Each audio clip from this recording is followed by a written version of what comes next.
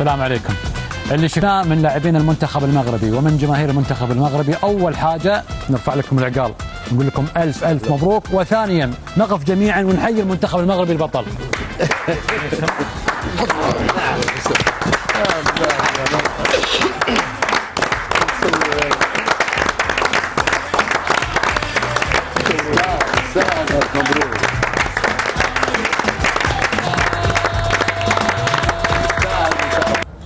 معلم مبروك الفوز يا معلم.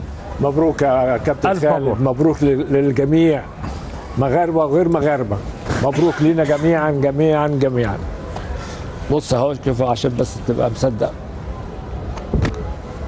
صح هو كاتب واحد. عطني ورقه. شوفوا يا جماعه الخير، المعلم كابتن حسن شحاته كاتب توقع على ورقه، كاتبها مسجلها مسجلها وقالها من ساعه على فكره قبل المباراه، قال المغرب 1-0.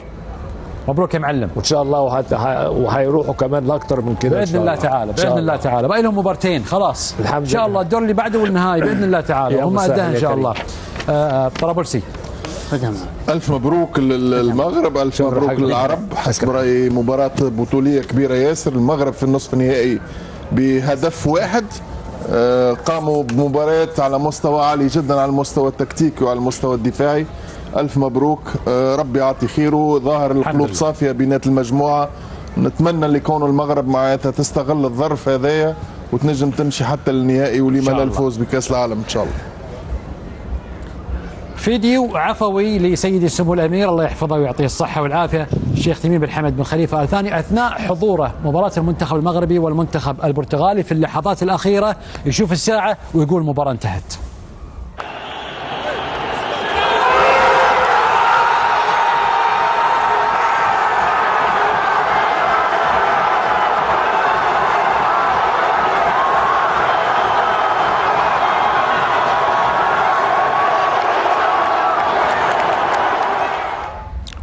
المنتخب المغربي صنع الفرحة في الوطن العربي الكبير، بل في أوروبا وأفريقيا وكل مكان.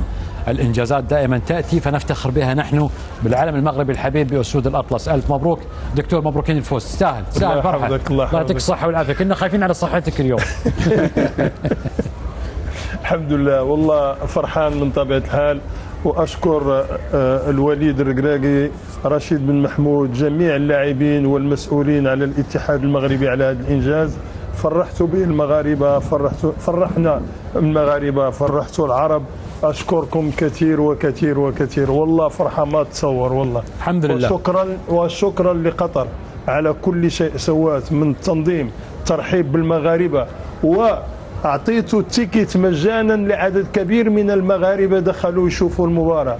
شكرا شكرا وشكرا لكم. لسه هتشكر في الماتشات اللي جايه، لسه هتشكر تاني ان شاء الله. هتشكر تاني وتالت باذن الله. نشكر ربنا دائما وابدا.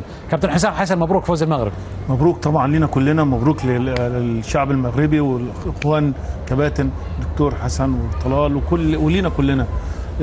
يعني انا شايف ان عملنا المستحيل، المنتخب المغرب عمل المستحيل في كرة القدم، ان احنا نحلم ان في منتخب عربي يكون موجود في ربع نهائي او نصف نهائي، فدي حاجة كبيرة جدا. وانا عايز اقول كل الناس نسيت يعني صاحب القرار، يعني اللعيبه تعبت، الجهاز تعب، ولكن في واحد كان ممكن يتهاجم بشكل كبير وهو صاحب القرار. يعني كلنا ممكن نختلف معاه ان هو غير المدرب اللي وصل المنتخب المغربي لكاس العالم.